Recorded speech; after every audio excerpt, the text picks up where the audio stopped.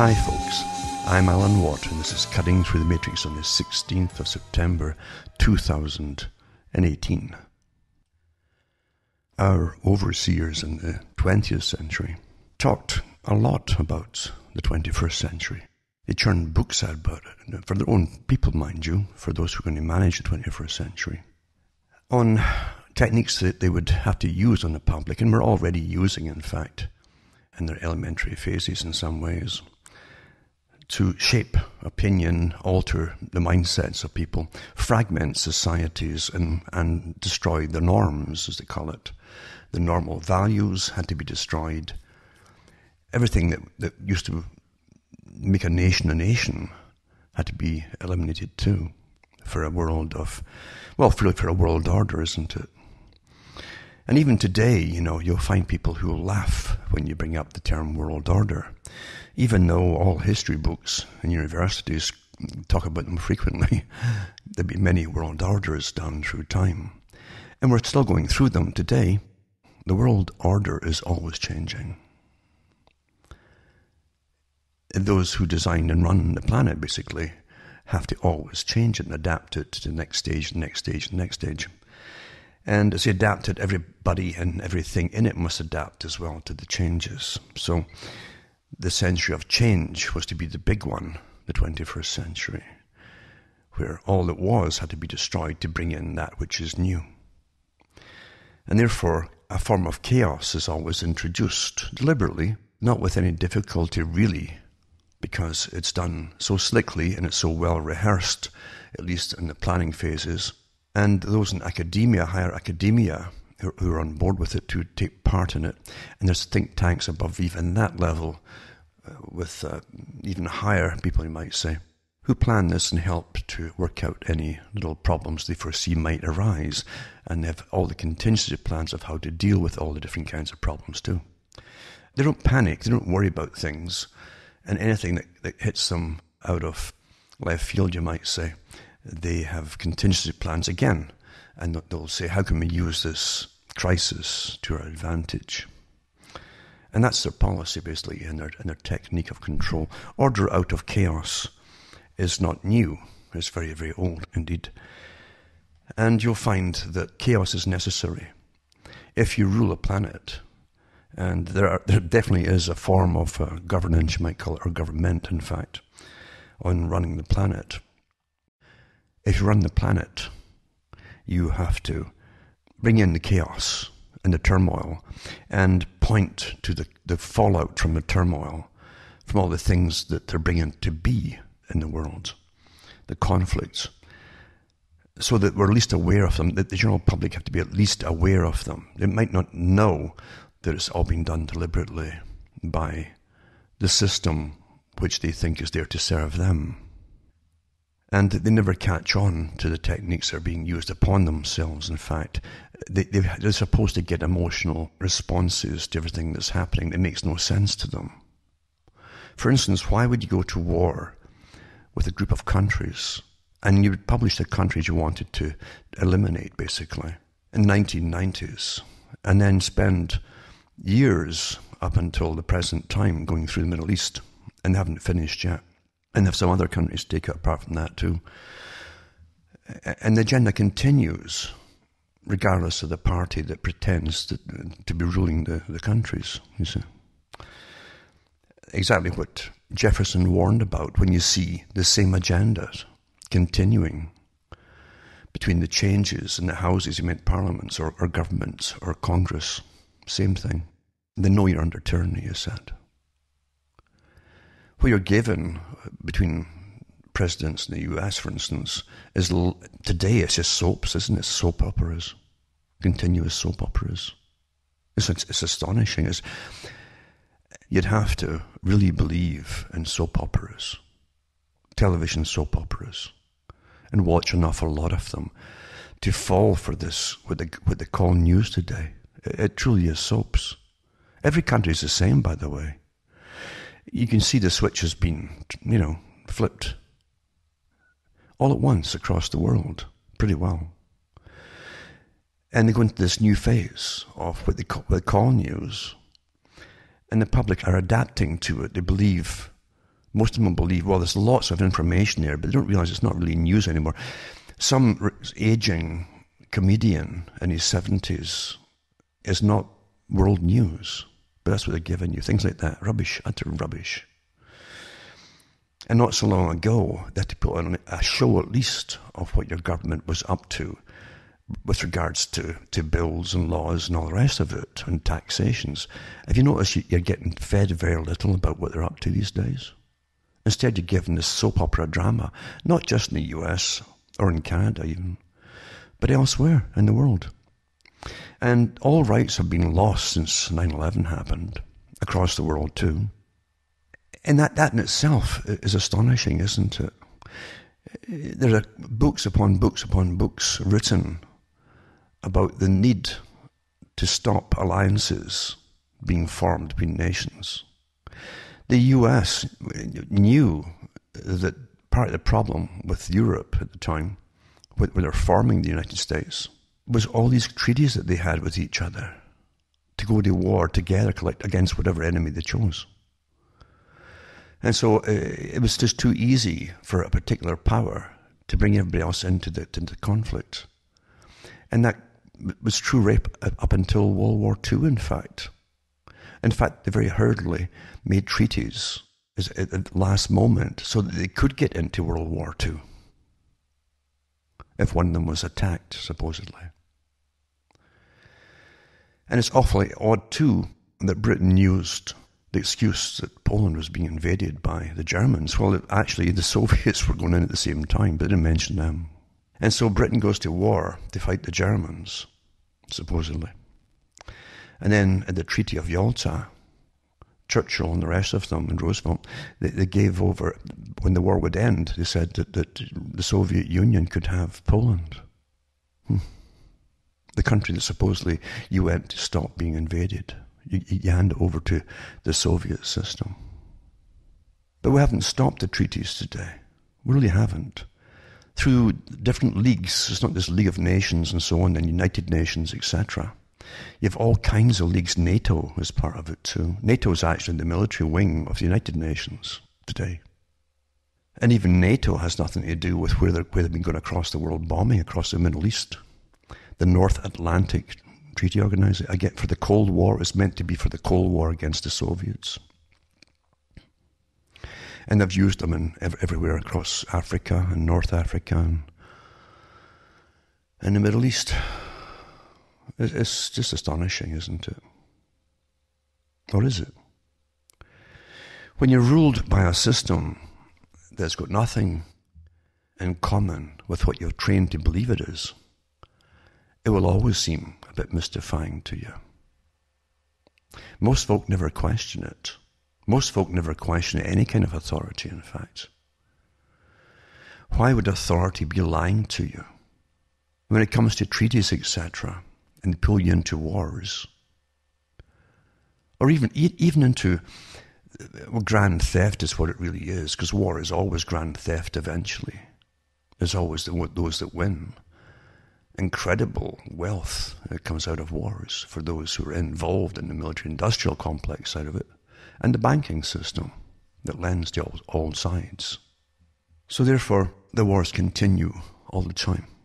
Now today, they're more covert in a sense in the Western world. But it's total culture war. They've been at war with the culture before I was born, right up to the present time. And these are real wars. These are planned wars by experts, behaviorists, neuroscientists, psychologists, etc., etc. And I won't go into it all because I've been through it so many times before. But the fact is we're run by these people. And they decide what you're going to think, how you're going to think, how you'll react to certain topics, how you'll even blush or cringe at certain words, trigger words that you're given. It's very precise. It's very easy to do too. And how you're supposed to stand up for your nation. Most of the time you're told you have no nation anymore. There's no boundaries. There's no borders. But when they want you to go to war, suddenly you're a nation again. And out comes a propaganda to make you proud, and there's the flags and all the rest of it. Do you realize how ridiculously idiotic it all seems? Which is it? Which is it? You either have nations with boundaries, because define a nation, right? Or you don't have them. Which one is it that you want to believe in?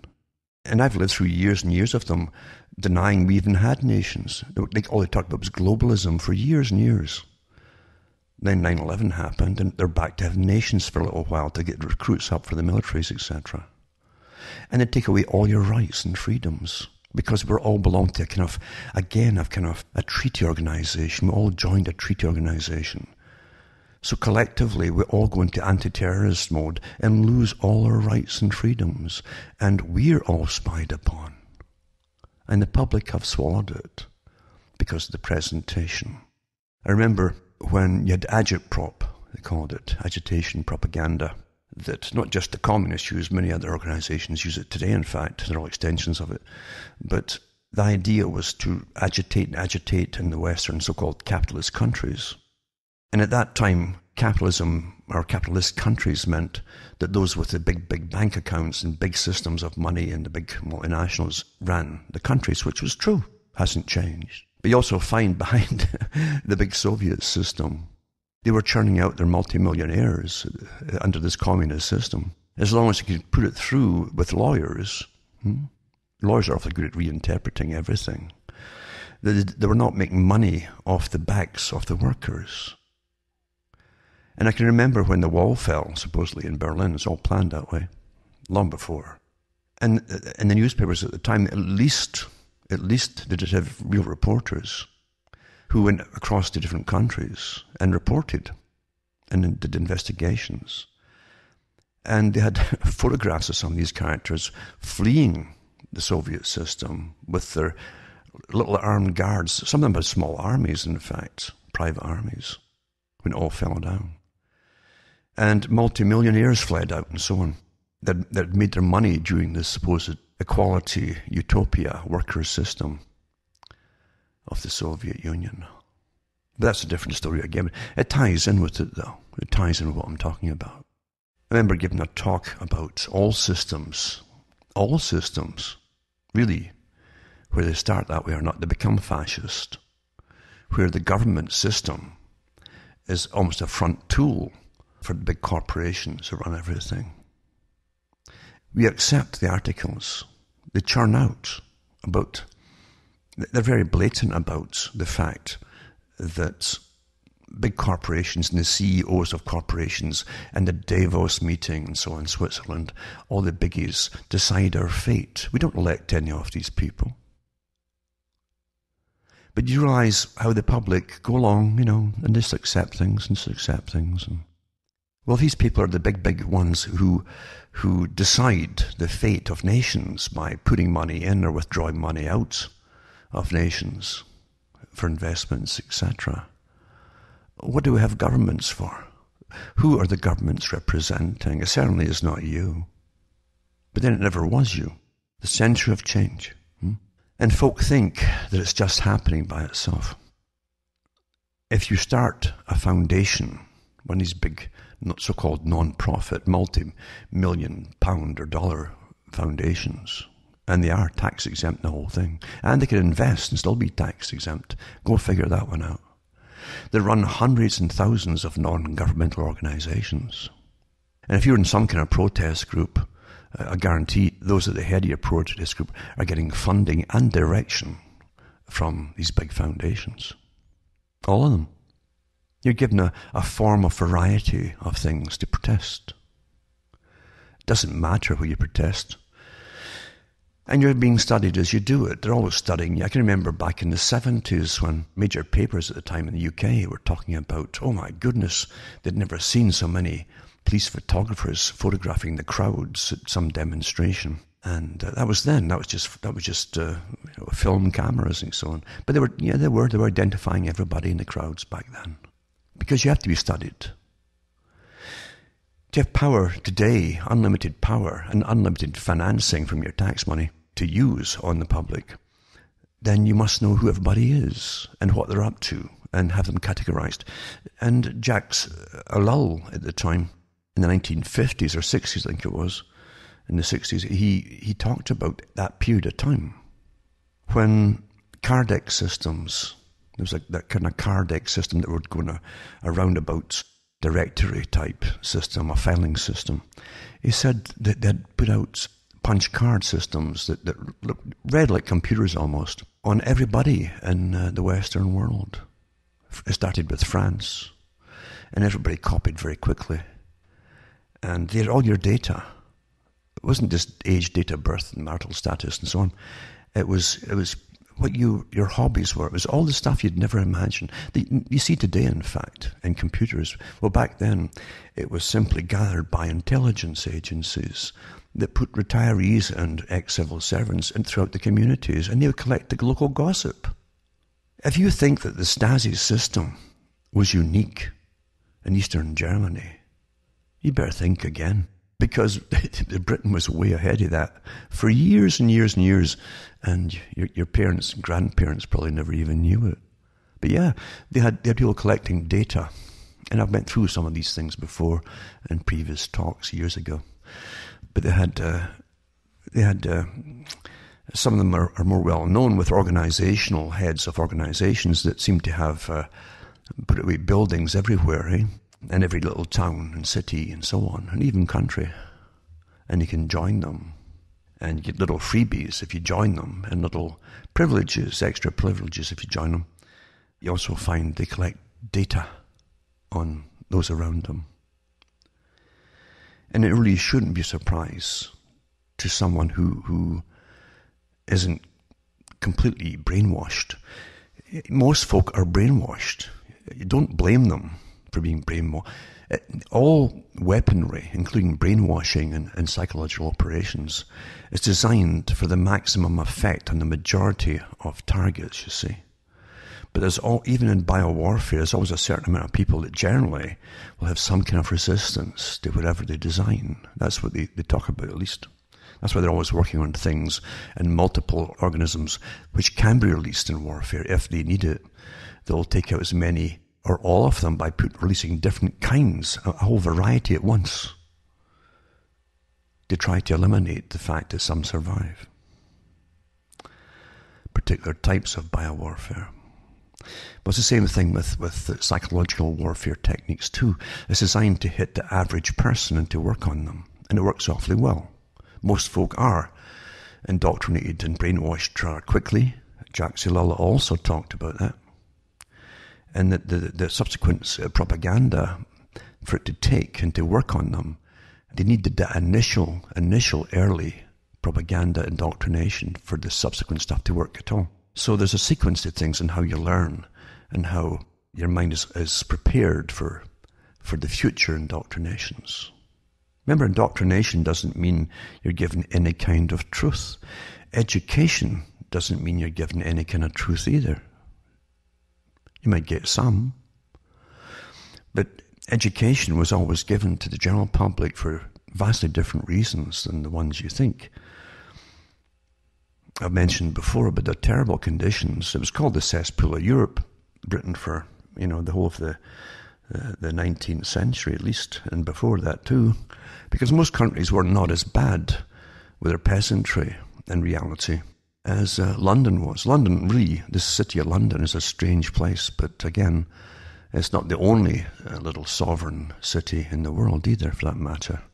And England was ruled the same way as Scotland and other countries too, from London.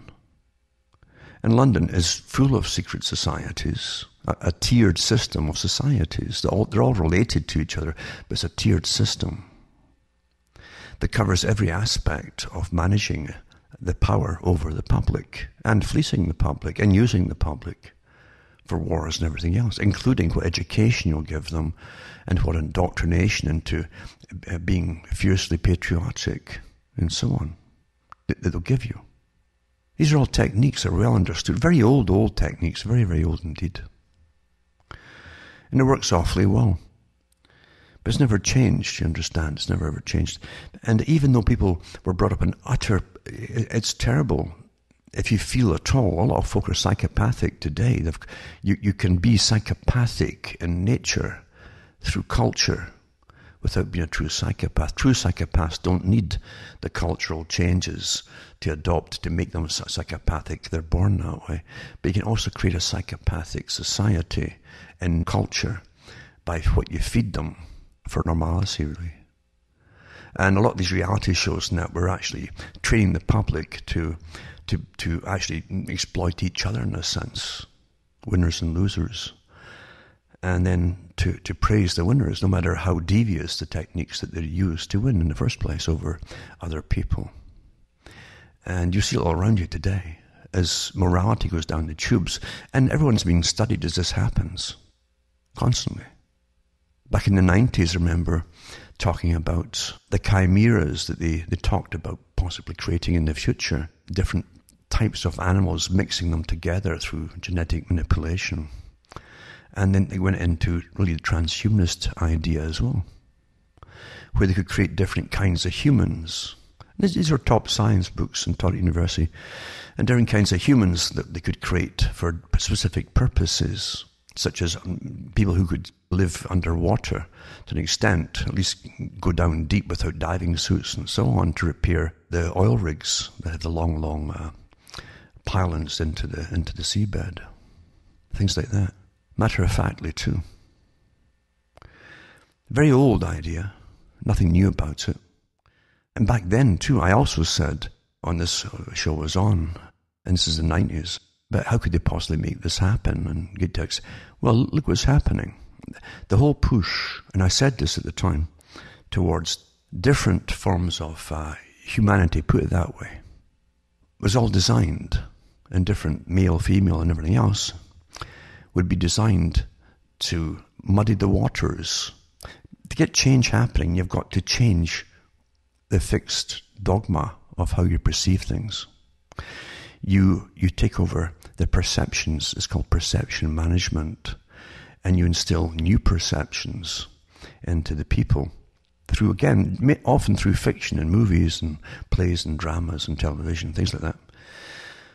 And eventually you can start bringing things forth with new normals until a child growing up, for instance, today, would think that really what used to be called normal people, not so long ago, up until not so long ago, is obsolete. And the opposite's true today, and that's all normal. If you were to look at the media, for instance, perception management, again, it can give you false ideas of what is. And it's also changed children very quickly, because children will adopt new policies, new techniques of how it was perceived to be trendy or powerful even, and they'll jump in on the bandwagon and allow things to be done to them that shouldn't be done at all. These are all proven techniques. But I talked about this in the 90s, and sure enough, we're seeing it today as they go into the transhumanist, step by step, into the transhumanist agenda. And you have different bigwigs again, actually buying, supposedly. And you really have to check everything out so carefully to see if you're being had with some of the stories that are put out there. But they do have the bigwigs, some of the bigwigs, they're actually buying blood to be put into them, not drinking it, but to be IV'd into them, of younger people with younger blood cells and platelets and all the rest of it, to give them that kick or boost. And it won't stop there, as you know. It certainly will not stop there. It never does it? It's very much like what was known to happen. We knew it would happen when they brought in euthanasia, first in, I think, Belgium or Holland. And sure enough, in no time at all, they expanded it to say, well, even folk who are depressed could take this euthanasia and die and kill themselves. And that's okay. We will kill them. The state will do it for them. So a bit of depression, you're down a little bit, and you just say, okay, then on you go, and that was it. Eh? And I'm sure, mind you, they'll use your organs and sell them off too, because you understand the system you're living in is based on money and economy and making profits for select groups. And it's big, big business, and of course, in harvesting organs. you know, anything that you talk about, you can go in, you can really go into the subject for hours just alone on each subject, by the way. I mean, the organ industry, and I won't go into it because I don't even want to go into it, but the fact is, it's a massive, not just multi-million, but it's actually a billion over the whole planet dollar industry per year, you know. And getting back to Holland, so they start off euthanasia, and then they start saying, okay, if you're a bit depressed, then you can kill yourself. If you're young, I've no doubt at all, they will definitely take the organs. I've no doubt about that at all. But then they start killing off elderly as well. So you have to be completely functional. That's called valid. You must be valid in society. If you become invalid and invalid, then your days are over, you see. And you better either look out for yourself if you can, and if you can't, have someone who will look out for you. An advocate, a legal advocate, honestly. It's that bad today. And all the nudge units I've gone into two in the last 2 or 3 weeks that work internationally now, top people from academia and think tanks, given the right and the power by your governments to nudge you along the right ways of thinking, the right ways of doing, and even the right ways of allowing yourself to die. And even telling and nudging the doctors not to prescribe antibiotics to you. It's quite amazing to see it all happen, isn't it? And as they're doing that, the same characters, I'm sure, some of them at least, some of them I actually know, they're trying all these, they want this life extension for themselves, and they want to avoid senility and old age problems. Mind you, I'm sure a lot of them in the right families never had the vaccinations you all had, at least the same batches. And the badges, by the way, I used to wonder what they really are. I asked the questions when I was a child, because the badges of vaccines are labelled. And remember, too, in a national health type system, they know the badges are sent to different parts of the country. And of course they're studying. They're studying what happens to the people and the children as they grow up, etc. Of course they are. Charles Fort wasn't that daft, you know. He said, we're farmed. Yeah. But as I say, most folk don't know. They think, because they've been brainwashed to think that everything was just stumbling along down through time, and that they're on the cutting edge of everything, even the technology that they're given, even though the technology we're given today really is antique stuff. But it's only important that you believe it is the cutting edge. It really is quite something. How we're trained. And the media today, I mean, I've been looking all week for anything at all that resembled news. And as I say, retiring of geriatric comedians, whatever they're doing, or somebody who's 70-odd years old as a singer back in the 60s, that's whatever they're talking about, or it's irrelevant, it's rubbish, it's nonsense. It's not world-class news. That's all you're getting today. What they do make sure you get to, mind you, is the dissociative process of giving you news where your mind can't suss out the reasons for it. For instance, why would you go across the Middle East having wars, bombing countries in the Stone Age, a lot of them, finance so-called terrorist groups? And this is not conspiracy, this is all exposed stuff, even from the CFR, who said that this group, calling themselves ISIS at the time, might be their best ally against Assad. And of course they were funding these groups and training them, etc. All parts of Al-Qaeda, really. We live through all this thing. The public don't get to vote on anything that concerns them. And then the blowback, which was designed this way as well, by the way, of armies of them coming across Europe. You saw them on video. Armies of them, young guys from these countries. And then you end up getting what they didn't have before, which is what? The so-called terrorist attacks.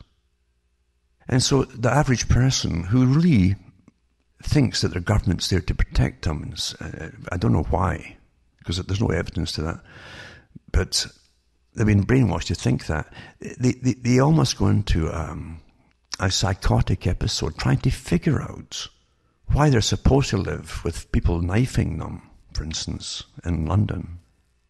And it's becoming more and more prevalent. And they know where the countries the people come from. They know it. Why is it allowed to happen? Well, now you do have a problem, right? And this further justifies why you must have armed police with machine guns in London, for instance, in the city of London and so on. They create the problem so that they can try and justify the fact they've taken their rights away from all the publics, everywhere. And that's why they do it. They always wanted to bring in a system where you simply jump and do what you're told. I remember reading an article, and I read it on here at the time, where the head of the Green Party for Britain had said, she said that it was so wonderful if we could bring the Blitz kind of system back that they had during World War II in London, where people obeyed and did what they were told. Even though they were getting bombed, they all worked together and shared things. They're talking about the common folk, And they were all rationed, and they didn't complain, and they didn't rebel or overthrow their governments. And they would live in austerity. Wouldn't it be wonderful if we could just bring that back and get them to do the same again without the war, you see? Well, they've given you it, haven't they? Do what you're told, obey, and so on, because we've got terrorism everywhere.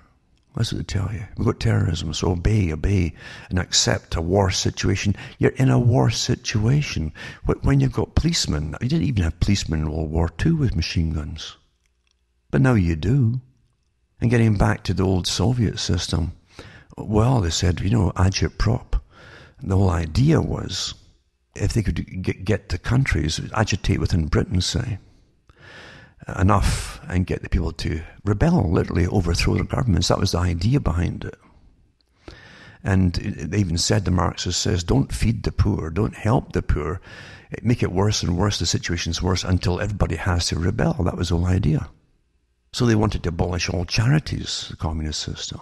Anything that would help poor, disadvantaged people, just ban it all, make it worse and worse and worse, and the people would have to overthrow. And when the government came out with force to defend itself, you'd point to the force and say, look at this tyranny, which would exacerbate it again. Well, hey, look at it today. You have no rights. You've been told to accept by your so-called publics, if you really believe in governments, your public servants, say what a joke that is, that they have to watch y'all like crazy and monitor y'all and sell all your information off to each other, etc., and as they're doing it, to keep y'all safe. Because it's like a war situation, this terrorism business. But even though you haven't got bombs falling out the sky on you, and you accept it. And the average person is in this literally shell-shocked, dissociative state.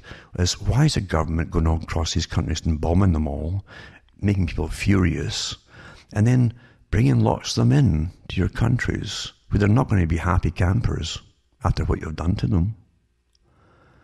And then you watch the fallout there. It doesn't make sense.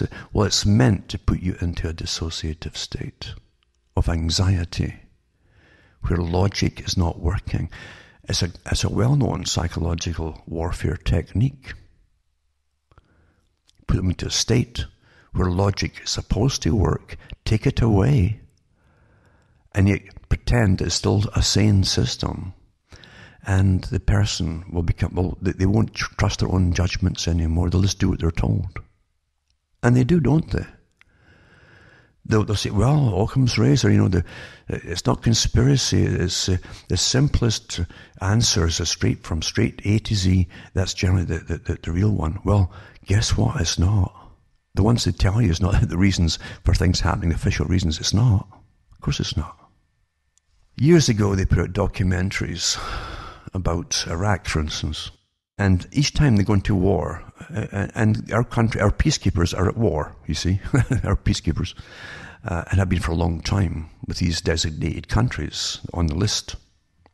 The same list that the General Clark talked about in Democracy Now!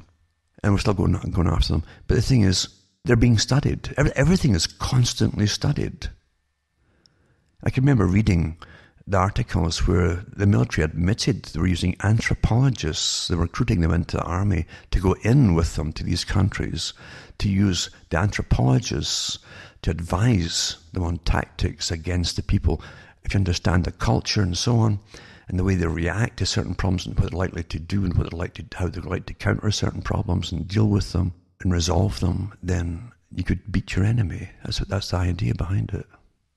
But what they also did, the British and the French or anybody else for that matter, they're given these little handheld units, and you would see them going in the streets. And everybody in these places, they're starving pretty well. If you freeze what you've destroyed their infrastructure, you've destroyed their capabilities to feed themselves in the factories for flour and all the rest of it. And so what choice did they have? Well, to get their little supplies and their food to feed themselves, you take their iris scans and their name and their fingerprints, and you would see them doing this, these little machines, very quick, boom, boom, boom, boom. Whole nations have been done like that. And there's nobody coming in. There's nobody coming in to the Western countries that they don't know who they are. They might tell the public that, but they know who everybody is. Yeah, they know. The best of it is they're doing the same with their domestic populations too. Well, you don't want your computer to be hacked or your phone to be hacked. You can use your thumbprint on this, and the next version, you can get your iris scan as well. Now they'll go to the next level after that, and that'll be retinal scan too. Yep. It's wonderful, isn't it? So, no one is really free in this system, and it's an old system. And they use professionals, and they use your money by the billions to pay these professionals to study you and collect data and so on. It's unlimited. The massive amounts of think tanks that work on all of us. And there's nothing new about it. Whatever's happening today was planned long before I was born. Long before it.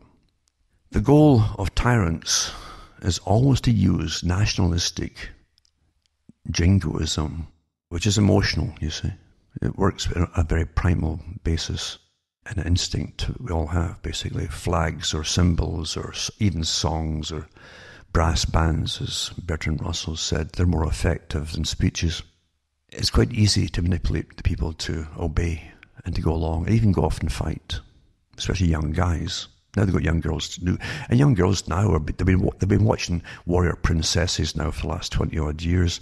It's no surprise to me that the articles about what they want to be in many different respects all come from these movies. There's never a puzzle anywhere as to why things happen. There really isn't. There's no big question mark there at all. One of the many books I mentioned before is about the British Empire. The British Empire, remember, with Lord Rothschild working with Cecil Rhodes to help set up this British. They already had an empire system, but to really solidify it into a true, long-lasting empire, that was the whole idea of it, and to collect and put their own guys in charge of all mineral, gold, diamond, and so on resources, eventually it'd be oil too, for that matter, across the world. And they also teamed up with the Lord Alfred Milner Group and the Round Table Societies and so on. They created this organization. And the British Empire was to be the embryo for a world order. I even had a cop say to me, laugh at me, when he arrived here on some, pretext. But he kind of jokingly said how about world order? And I said, well, which one are you talking about? I reeled off a bunch of world orders. I say it's taught in universities and lots of books. Kissinger's taught about the world order, and everybody else has taught about world orders, because a world order is what it is. And even the balance of power of the Cold War was a world order, as they called it. That was the state of affairs at the time. But the British Empire system literally has this organization where people in government, in civil service, and out of government, and who are in big business, all professionals and so on. The very one that Carl Quigley talked about in the US was called the Council on Foreign Relations. Although it didn't used to be called that, it used to be called pretty well the American Institute for International Affairs. After the parent one in Britain, which is still the Royal Institute for International Affairs, and also have the European Institute for International Affairs. It's all the same organization, by the way. Unelected people who have world meetings and who plan the future. always. And one of the books I have I've got lots of the books actually, is one that was printed, I think, 1939, talking about the British Commonwealth in the future. And no, it's 1938, actually, this one. And in it, they have all the well-known politicians of the time and who lasted well into the 60s, a lot of them, 1960s and 70s, like Sir Thomas Bevan, it should be, not Bavin, have it in the front page, but it's actually Bevan. And, they do have Bavin and a Bevan here, by the way, yeah, that is right. But anyway, they go through the future and how they build a world system on this, and how wars would be handed too. They even mentioned that America might come into this coming war, this coming war. And this is in the 30s, remember. America might come into it and be very fortunate if Japan was to attack the US and bring them into this coming war before it happened. And it's quite, and even talk about America's, different. How they're becoming closer and closer and closer to the British system, which is true, they were. They had even the different ethnic groups in all different countries on board with, they all have leaders. Whatever ethnic group you belong to, they have the leaders that work for this world organization. But they talk about that in this book here, and it says, that in League of Nations, remember, it was before the United Nations, they talk about League of Nations, which they set up, this private group. And they talk about a world organization getting set up, and that the League of Nations would be a big factor in it and so on. But then you go into most favored nation status. This is for a free trade system that they would bring in eventually. But you would need catastrophes to make it happen. For instance, a European Union would be necessary, wouldn't it? For a free trade. It's not free trade, remember. It's only, you can actually bypass trade with countries that won't join you. Very much like this old Star Trek system, which was about free trade, by the way. The bad guys were always the ones who wouldn't join their free trade system. They wanted to stay sovereign and independent. But it says the most favoured nation, the status, and how they would make it work, etc., etc. But the coming wars, and they talked about that, and how to bring every other country on board. They talked about India was on board with them. They had their people set up in India at the time, South Africa, all across the planet, Australia, New Zealand, and so on and so on.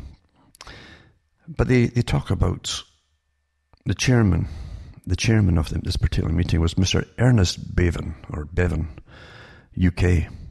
And he was on the go, I think, in the 60s and 70s, Bevan. It says to move a vote of thanks to all who had cooperated in the arduous task of preparing for the conference. It was held in Australia that year. Mr. Bevan, in commending this vote to the conference, expressed particular thanks to the Australian Institute of International Affairs and the conference's host, to the government of the New South Wales, it says, Australia, the Commonwealth of Australia, and thanks to the Carnegie Corporation of New York and the Rhodes trustees, and to those who had generously offered hospitality to members of the conference or had placed services at its disposal. I think they also had money from the Rockefeller Foundation back then, or Rockefeller businesses. And it says the conference said Mr. Bevan had met on the very edge of the abyss of war. This is World War II coming up. And it said that the seeds of every war were sown in the settlement of the previous war. So they said that to us, no conspiracy theory. They all knew that too, because their boys helped draft it all up and they were there. As if the present crisis resulted in a careful stock-taking, awfully important what they say, the way they say it. It's so casual, but it means so much. If the present crisis resulted in a careful stock-taking of attitudes and policies, its fears and despair would not have been in vain. The world must come to a recognition of the fact that the size of a nation did not determine its value in the world. He believed that some way must be found for the political and economic integration of Europe without destroying cultural and national individuality. Now that's how they eventually, when the Europeans were told back in about the 80s actually, that they're going to blend them into national union. It was all secret up until then to the public. That they would just, you still keep your culture values, which is all a big lie too, and the national individuality. So here's 1938, this was published for the meeting, but 1937, I think. So here they are talking, as I say, talking about a world must come to recognise the fact the size of a nation didn't determine its value in the world, and some way must be found for the political and economic integration of Europe. So, as I say, everything that happens in the world is planned way, way before it comes into being, often a generation or even longer. But to the public, it must always appear to be happening at the time. Even it's only recently, and I put them up on my site last year, I think it was, when they admitted that it was all done in secret, the building up of the system for the integration of Europe, and that meant loss of sovereignty. And by the way, this book is full of speeches by all prominent people in all different countries at the time who are a member of this organization, talking about the need to give up their sovereignty. That was our goal. That's what they said. And they even had the different rates of population transfer from different countries that they would accept in different countries. And even some of them would have to take another 30 years before the public could be worked on enough to be ready to accept them all.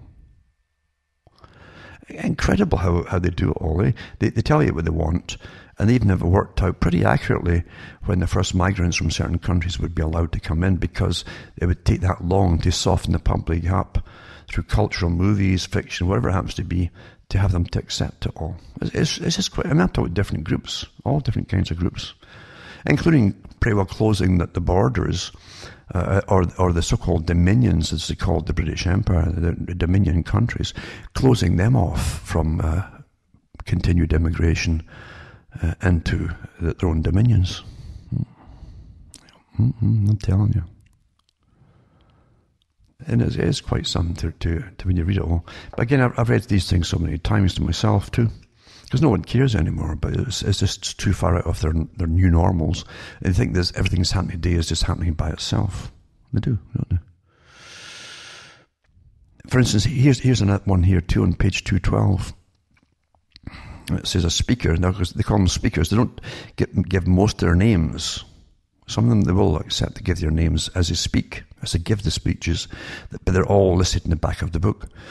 But it says, a speaker stressed the practical impossibility of surrender of national sovereignty in the near future. The fear was expressed that a rebuilt League of Nations might be regarded as a further step in the encirclement of Germany. You see, they're already doing that to Germany at that time, and have been doing it for quite a long time, because Germany was a powerhouse of manufacture, and it was putting every other country out, especially Britain. And that's one of the reasons, by the way, that they had the wars with them. There's no doubt about that at all, because I've got a lot of the old speeches from the 20s and 30s of the high-ups in Britain and other European countries about the fact they couldn't compete with the manufacturing from Germany. And Germany, too, had policies, too, that were introduced to take care of the workers with pensions and things like that, way ahead of any other country at the time.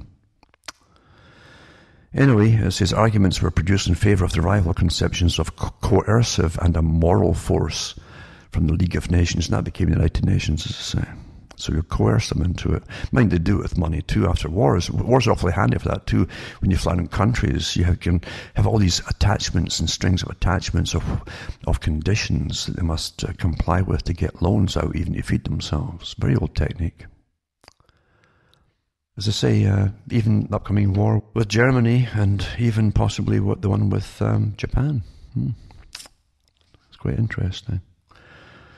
But again, only to people like myself nowadays, I suppose, and a few others. Most folk will prefer to choose to believe we're just stumbling down through time, and that these names that just appear in our lives as ministers of that, or congressmen in charge of whatever, are really running things. Really. I see, we don't even get real news anymore. And the people don't, most of them I'm sure haven't really noticed. There's lots of data, and as far as film stars and things go, or sports, that to me that's not news. No. And I don't believe in film stars anyway. I mean, an actor is an actor. That's what they are, you know. Most of our countries today decided a long time ago to start paying actors and actresses a lot of money, as opposed to what they used to get, and to elevate their position way up high, because they could influence children and youngsters so profoundly. And they do it with the status fact and the richness fact attached to it. If they're just kept fairly poor, you don't think much of it, but you make them into this star quality, and suddenly they've got authority to tell you how to behave, and why don't you emulate them, etc. Great something, eh? And it's quite easy to do, and it's been done to their detriment. Now you have all kinds of factions of people. Divide, and it's much, much easier to control them all. And just put your own people in charge of each group and pay them well, and you can divert and diffuse any tension or anxiety into not waving banners and having authorized days of protest doesn't get you anywhere. It's not meant to, but it does diffuse any problems. And it also gives them, the authorities, more chance to identify who's who, and also then to find out, it's instantly pretty well, your clusters of friends, what makes you different, what makes you tick, what makes you upset about this, or did you just, universities are just recruiting places really, and sorting places to decide what group you should join. And protest is just, it's quite amazing, isn't it? Quite amazing. But then not really. That's how you're managed. Anyway, as I say, I didn't want to put up many stories a day, because reading the papers today is painful to me, very painful experience. And lots of photographs is not news to me. And the trivia stories are, it's like, I've mentioned it before. Aldous Huxley talked about his experience into investigating popular music and popular culture through the movie industry. He said he went to one movie and he saw Al Jolson and heard him singing Mammy. And that was it. Well, that's what news is now, isn't it? That's really what it is now. There's nothing about really informing the public about anything that matters to the public, for the public's benefit. Really. Mind you, at one time, as I say, the public at least knew who the owners of papers were, what their policies were, and their political beliefs were, and what they advocated. And so they weren't fooled so quite easily when it comes to an occasional authoritarian statement of what they should do or how they should behave or whatever. Or believe what you believe. But you don't even have so much that today, because it's so bad. Understand there are fewer and fewer reporters actually going out and doing reporting, investigative journalism. But even at that, though, it's rather awful. And the paid papers too, it's really the same topics. They're like fillers, like what can we put in today? What are the safe topics? Because everything is so volatile now with what you can say, what you can't say, or they'll have their instant. It's like cup of soup. It's like these instant mixes for food or whatever. Very instant foodstuffs or soups or whatever. And it's like instant news, and instant protests for saying the wrong thing or putting the wrong word in or whatever. What a weapon they've turned this into, isn't it? This you can't say this, you can't think that, you can't even logically discuss something anymore. Can't do it, because everything's been weaponized very carefully. And the groups involved to be instant reactionaries to anything said about anything, whatever it happens to be, are all self-prepared. And I guess they get tipped off immediately, probably automatically, by algorithmic systems and built into the network systems that immediately pick up on what. It's rather awful, isn't it? This hell of which is not sci-fi anymore. It's pretty well here. All the stuff that we were warned about by even Aldous Huxley, I should say. Aldous Huxley did give out warnings, even though he was for the depopulation agenda, etc., etc. But he did give out warnings, careful warnings. And he did believe it would go into the system of Brave New World. It'd be done so slickly, step by step. You simply flow into it through maybe a 50-year, 70-year period. And the children brought up into any kind of system will think it's normal. Any kind of system.